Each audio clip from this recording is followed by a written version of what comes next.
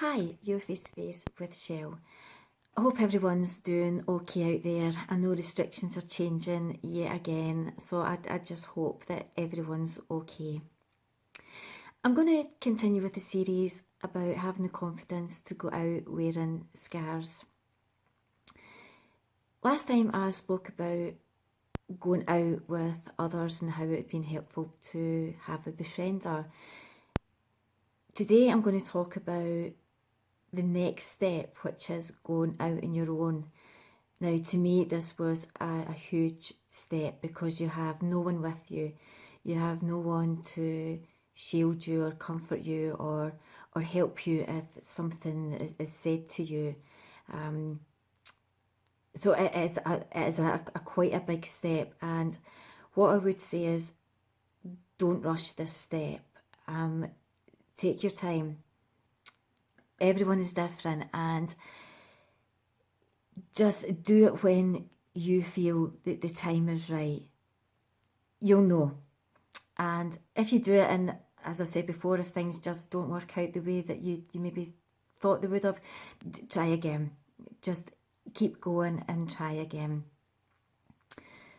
What I done was, when I went the first time out on my own, I had arranged with a friend to come down to their house. So I knew this friend was going to be in because it'd been pre-arranged. So all I had to do was walk from my house to theirs, which wasn't very far, but it was still a big thing because here I was out on my own. Oh no, there's no one else with me. And it was fine, and the friend was there and we had a lovely time. But it was still the thing about having to go on my own and no one else there. No sort of shield or just someone to lean on if something just didn't go right. And then you just build up from there. You start going out more and more. And as I said, at first what I did was I would arrange to go to friends' houses knowing that they were there. So it was just a short journey. And then obviously you can build up to meet them in other places. I mean, as my confidence grew, I would arrange to meet friends in the youth club.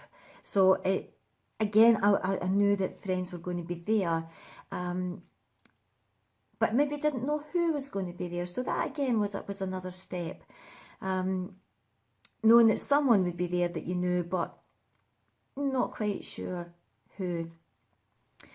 As I said before, the village I grew up in, was small at the time, and everyone knew what had happened to me. So everyone was so supportive, and it did make it a whole lot easier. I mean, I remember me and my mum speaking, and she said it would have been a whole lot different if I had grown up in a big city, and it really would have been.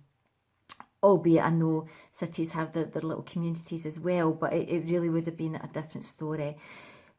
So I was very lucky in that respect that I was in a small village and everyone knew what had happened. And the village was fantastic. Albeit one boy at the very start. He was a couple of years younger than me. And every time I passed him, he took it upon himself to call me Scarface. It more or less happened when I was on my own, or if I just had one friend with me. He obviously wasn't brave enough to say it when there was a group of us there, but he just got it in his head that every time I passed, he had to call me Scarface. At first I didn't do much about it. I didn't have the confidence to do much, but as my confidence grew, I decided I would go up to his mum's house and have a chat with her. And all she basically said was, oh yeah, okay, I'll have a word. Whatever word she had with him didn't work because he just kept doing it. And I did go up a few times to her house. And I remember one time it's with one of my very good friends, and she was speaking up for me, just saying, this is really not on. After what Michelle has been through, really, oh yeah, I'll have a word. But it never stopped. And it actually went on for a few years. He did eventually stop it, maybe grew up a bit, realised what he was doing, but it didn't matter what I'd done. If I argued back with him, he would just laugh and call me Scarface again. If I ignored him, he would just keep calling me it. sometimes in life there is just people who, doesn't matter what you say, what you do, this is what they're going to do. They're just that type of person, and unfortunately I came across this boy, and there are people in this world that are like that, and you'll never change them. Doesn't matter what you do or say, and that's an unfortunate thing.